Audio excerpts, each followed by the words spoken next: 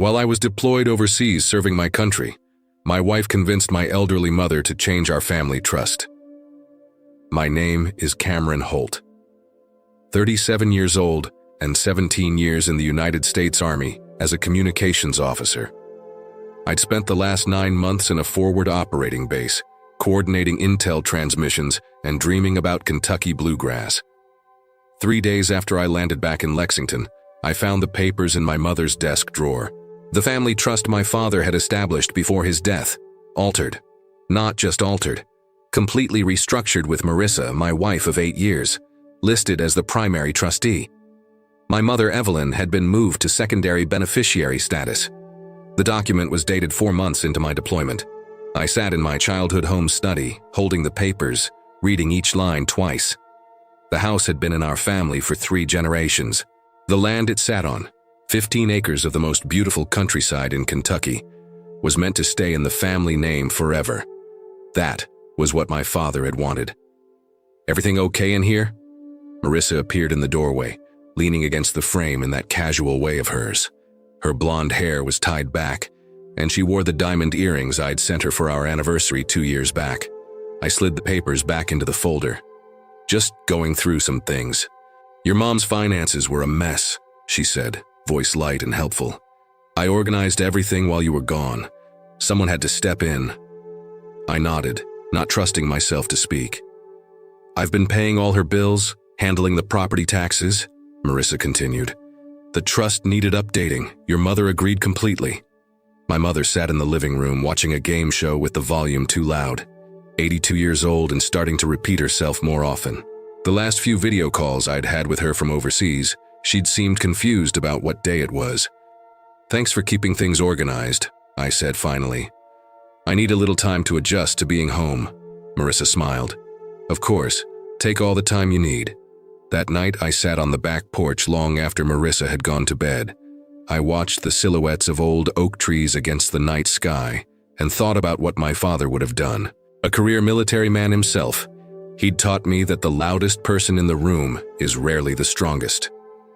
The next morning, I kissed Marissa goodbye as she left for her job at Sundale Financial. I told her I was going to spend the day with Mom. She didn't see me slip the trust documents into my jacket pocket. I met Marissa 10 years ago at a coffee shop near Fort Campbell when I was stationed there. She was sharp, ambitious, and had a way of making people feel special. We were married within a year. She got along well with my mother from the start, something I was grateful for, especially after my father passed away 5 years ago. Dad had been the responsible one, the planner. When he was diagnosed with lung cancer, he made sure everything was in order. "Take care of your mother," he told me on his last day. "The house and land stay in the family. That's non-negotiable." The trust he set up was ironclad, or so I thought. For years, Marissa had complained about living in a rental while sitting on all that land at my mother's place. We could build our own house there, she'd suggested multiple times. I always refused. The property was meant for my mother to live out her days in peace. My deployments had become more frequent the past 3 years. Each time I returned, I noticed small changes. My mother seemed more dependent on Marissa. My wife had taken over her checkbook, her medication schedule, her doctor's appointments. "She's getting forgetful," Marissa would tell me. "She needs the help, Cameron." It made sense, until it didn't. On my second day back home, I took my mother to lunch alone, just the 2 of us. We went to Bellamy's, the small diner she and Dad used to frequent every Sunday after church. "How are you really doing, Mom?" I asked after we ordered. She smiled, her hands slightly trembling as she sipped her water. "Oh, getting by. Marissa has been so helpful." "I saw the trust was changed," I said, keeping my voice even. She looked confused. "Was it?" "The papers you signed a few months back, about the house and the property." Mom frowned. "Marissa brings me so many papers to sign, bills and such. She explains them, but..." She trailed off. "I get mixed up sometimes." My stomach tightened. "What kind of papers?" "Insurance, bank things. She says it's to protect the assets while you're away, that you'd want her to handle the finances." Mom leaned forward. "Did I do something wrong, Cameron?" I reached across the table and covered her hand with mine. "No, Mom, you didn't do anything wrong." On the drive home, Mom fell asleep in the passenger seat. I made a phone call to an old army buddy who'd become an attorney. I kept my voice low as I explained the situation. "Don't confront her yet," he advised. "We need to see how far this goes." 3 days later, I found the bank statements. I hadn't been looking for them specifically. I was in my mother's bedroom, helping her sort through old photographs when she mentioned wanting to show me the nice statement Marissa had brought over. "What statement is that, Mom?" "From the bank. She said the investments were doing well." I found the folder in her nightstand. Inside were statements from 3 different accounts I'd never seen before. 2 were recently opened joint accounts between Marissa and my mother, with withdrawal privileges for Marissa. The 3rd was a brokerage account where the family's long-term investments, nearly $400,000 my father had built up over decades, had been transferred. My hands went cold as I flipped through the pages. There it was, in black and white. $78,000 withdrawn over the past 6 months. Money that had disappeared in increments of $5,000 to $15,000 at a time. The withdrawal slips all bore my mother's shaky signature. I sat on the edge of the bed, papers spread around me like evidence at a crime scene. This wasn't opportunism. This was methodical, planned. My mother stood in the doorway watching me with concerned eyes. "Are the numbers good?" Marissa says not to worry about the details. I gathered the statements carefully and smiled at her. "Everything's fine, Mom. I'm just catching up." That night, Marissa suggested we go out to dinner to celebrate my return. We went to an upscale restaurant downtown where she ordered champagne. She wore a new dress I hadn't seen before and jewelry that looked expensive. "You seem distracted," she said, reaching across the table to touch my hand. "Still adjusting?" I nodded, just getting my bearings. "I've been thinking," she continued, eyes bright with excitement. "Now that you're home, we should talk about building on your mother's land. I've already spoken with an architect, just preliminary discussions." I took a sip of water. "And what would happen to Mom?" "We'd take care of her, of course, but that house is too big for her now. There's a lovely assisted living community near my office. Very exclusive." That's when I knew. The trust, the accounts, the land, it had all been a calculated move. She'd been planning this for years, waiting for the right moment when I was far away and my mother was at her most vulnerable. I didn't confront her, didn't raise my voice. I smiled and nodded in all the right places as she described her vision for our future home on my family's land. "I think I need a few weeks to decompress," I told her. "Get back into civilian rhythm before making any big decisions." She looked disappointed, but nodded. "Of course, take your time." I excused myself to the restroom and called my attorney friend from the hallway. "I need everything you've got on elder financial abuse and trust invalidation," I whispered. "And I need it yesterday." Walking back to the table, I felt a strange calm settle over me. The weight of betrayal was heavy, but clarity had a way of focusing the mind. 1 week after my discovery, I scheduled an appointment with Harold Lerner, an estate attorney in Louisville who specialized in elder law. I drove the 60 miles alone, telling Marissa I was meeting with old army buddies. "Your mother was likely coerced," Harold said after reviewing the documents. His office was lined with law books and smelled of leather and wood polish. "But proving it won't be simple. Did she have a cognitive assessment around the time these documents were signed?" "Not that I know of." I leaned forward in my chair. "But she's been forgetting things. Names, dates." She repeats questions. Harold nodded. "We'll need a geriatric specialist to evaluate her current condition. If she's showing signs of cognitive decline now, we can argue it was present when she signed." I left his office with a plan. The next day, I took my mother to Dr. Eleanor Jenkins, who confirmed what I suspected: early-stage dementia, likely developing over the past year or more. "Has anyone else noticed these symptoms?" Dr. Jenkins asked. "My wife," I replied. "She's been handling my mother's affairs while I was deployed." Dr. Jenkins frowned slightly. "And she never sought medical evaluation?" "Apparently not." Armed with medical documentation, I decided to approach Marissa directly, not with accusations, but with questions. We sat in the kitchen that evening after my mother had gone to bed. "I took Mom to see a specialist today," I began. "She's showing signs of dementia." Marissa's expression shifted almost imperceptibly. "That's awful, but not surprising. I've noticed her memory issues for some time." Before or after she signed the trust amendment? Her eyes narrowed slightly. What are you implying, Cameron? Just trying to establish a timeline, I said, keeping my voice level. For the doctors. I've done nothing but help your mother while you were gone, she said, voice rising slightly. Who do you think has been here day after day? Certainly not you. I nodded. You're right, and I appreciate everything you've done. I'm just concerned about some financial decisions that were made. What financial decisions? Her tone sharpened. The trust amendments, the new joint accounts, the withdrawals. Those were for your mother's care, she snapped. And household expenses, everything is documented. I'd like to see those documents. Marissa stood abruptly. I don't appreciate being interrogated, Cameron. Not after everything I've sacrificed. Your mother agreed to all of it. A woman with dementia, I said quietly. She wasn't diagnosed then. Marissa grabbed her keys from the counter. I need some air. We'll discuss this when you're thinking more clearly. She left, the door slamming behind her. I sat alone in the kitchen for a long time, listening to the old house settle around me. The next morning, I received a call from my bank.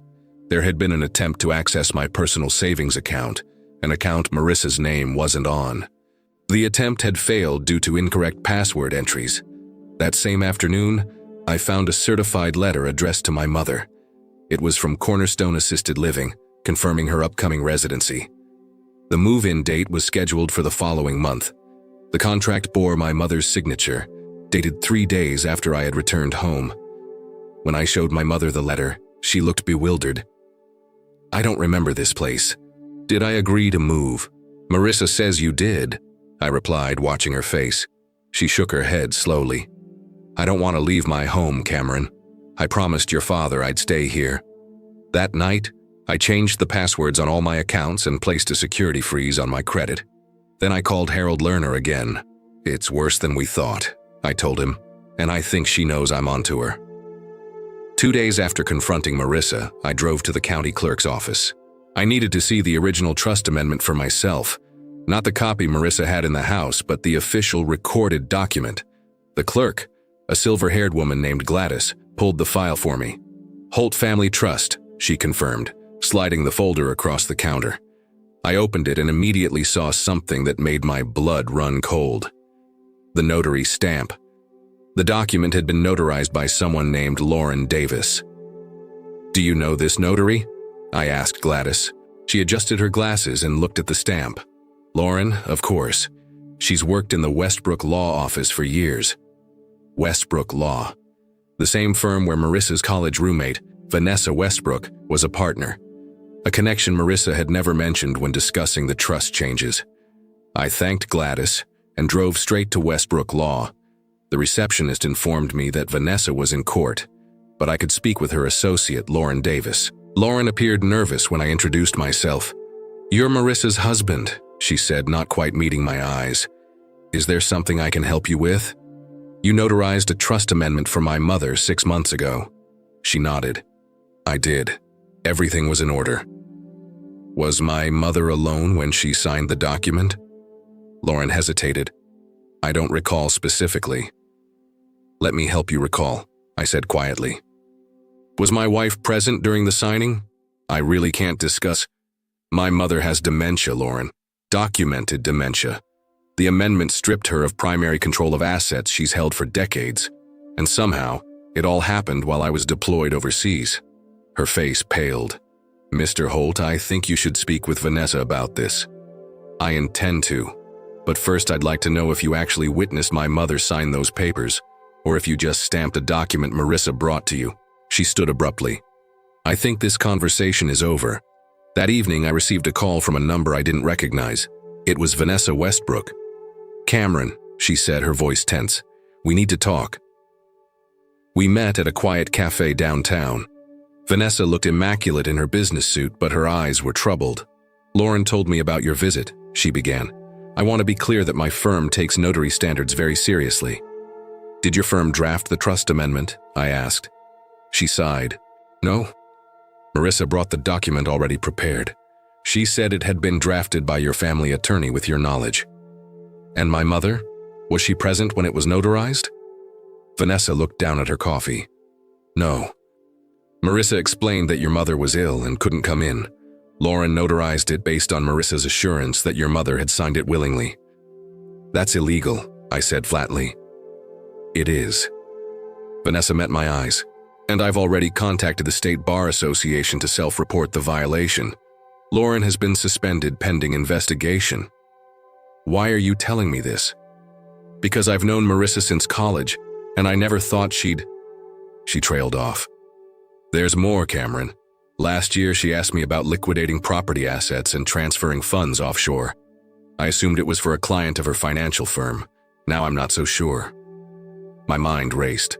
Offshore accounts, property liquidation, the assisted living contract. How long has she been planning this? I wondered aloud. Vanessa hesitated. There's one more thing you should know. 3 years ago, Marissa consulted me about divorce proceedings. She wanted to know how military pensions and benefits were divided, whether deployments affected spousal support calculations. The revelation hit me like a physical blow. 3 years ago, right around when my deployment schedule had intensified.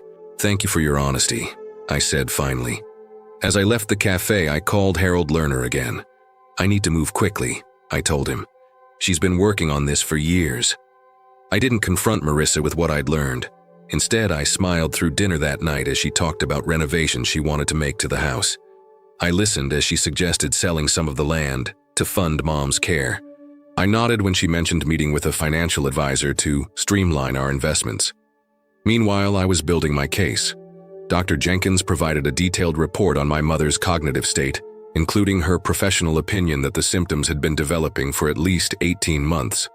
Harold Lerner filed emergency motions to freeze all assets in the trust and the joint accounts Marissa had established. I hired a private investigator who documented Marissa's spending patterns. The designer clothes, the lunches with real estate developers, the meetings with a luxury home builder. He also uncovered something I hadn't expected: a separate apartment in Louisville, leased 6 months ago under her maiden name, Donovan. 10 days into my investigation, Harold called with news. The judge has granted our request for temporary guardianship of your mother, he said.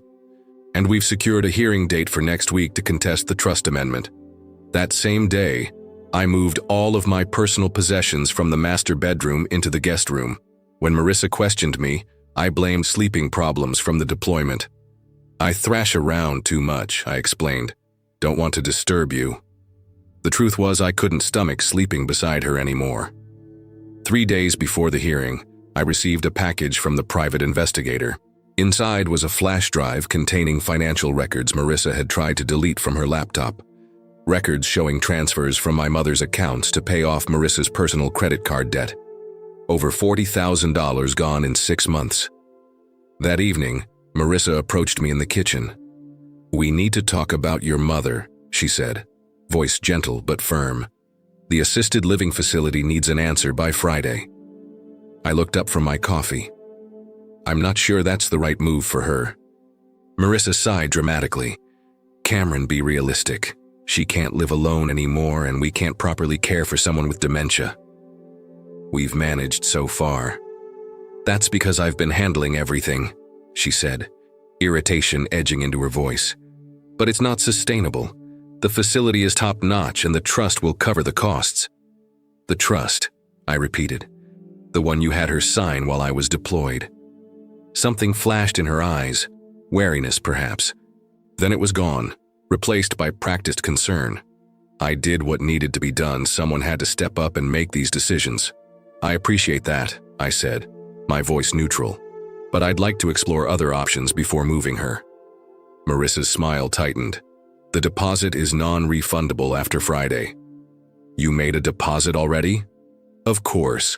Good places have waiting lists. I put down $15,000 to secure her spot.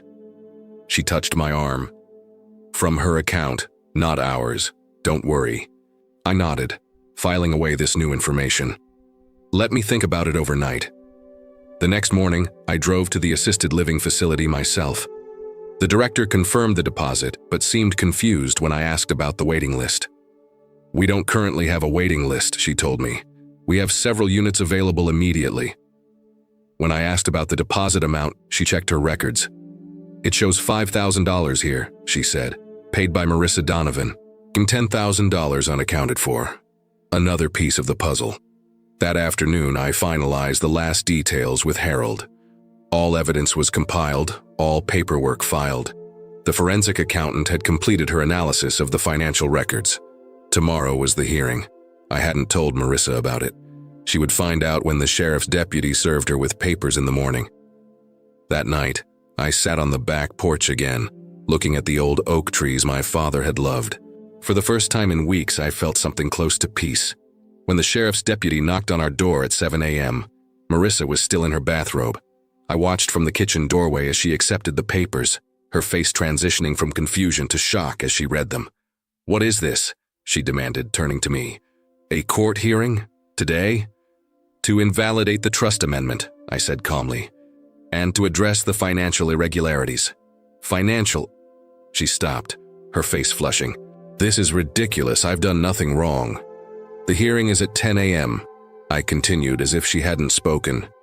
"Judge Harriman's courtroom. You should probably call your attorney." She stared at me, the papers trembling in her hand. "You've been planning this all this time, pretending everything was fine." "Learned from the best," I replied. We arrived separately at the courthouse. Marissa with a hastily assembled legal team from her firm. Me with Harold Lerner and my mother, who sat beside me looking small but determined. Judge Elaine Harriman, a stern woman in her 60s, wasted no time. "This is a hearing to determine the validity of amendments made to the Holt family trust," she began. For the next 2 hours, Harold methodically presented our case. Dr. Jenkins testified about my mother's cognitive state. The forensic accountant detailed the suspicious transfers. Vanessa Westbrook confirmed the improper notarization. The private investigator presented evidence of the secret apartment and the discrepancies in the assisted living deposit. Throughout it all, Marissa sat rigid, whispering frantically to her attorneys. When it was her turn to testify, she attempted to paint herself as the devoted caretaker, stepping in when no one else would. "I've sacrificed my own career advancement to care for my mother-in-law," she insisted. "Every financial decision was made with her best interests at heart." That's when Harold produced the smoking gun, recorded conversations between Marissa and various real estate developers discussing development plans for her property once the old woman is moved out. Judge Harriman's face hardened as she listened to Marissa's voice, clear and calculating, planning to profit from my family's land. Judge Harriman's ruling was decisive and comprehensive. "The court finds clear and convincing evidence that Evelyn Holt was not competent to execute the trust amendment," she declared. "Further, there is substantial evidence of undue influence and financial exploitation by Marissa Holt." She ordered the trust restored to its original form, with additional provisions barring Marissa from serving as trustee or beneficiary in any capacity. All joint accounts were to be dissolved, with funds returned to my mother's sole control. A full forensic audit was ordered to track and recover every missing dollar. Additionally, Judge Harriman concluded, "I am referring this matter to the district attorney's office for potential criminal charges related to elder financial abuse and fraud." Marissa didn't look at me as she left the courtroom. I didn't watch her go. Instead, I turned to my mother, who squeezed my hand with surprising strength. "Your father would be proud," she whispered.